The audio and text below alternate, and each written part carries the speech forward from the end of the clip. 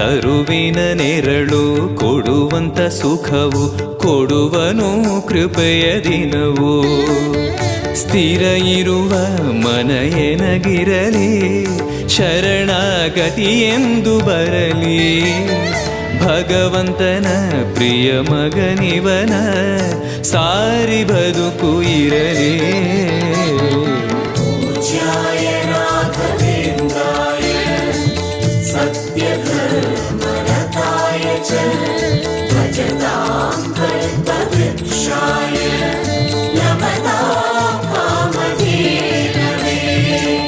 ಆಲಯವೆಂದರೆ ಮಂತ್ರಾಲಯವೇ ಬೇರೆ ನಾ ಅರಿಯಲಾರೆ.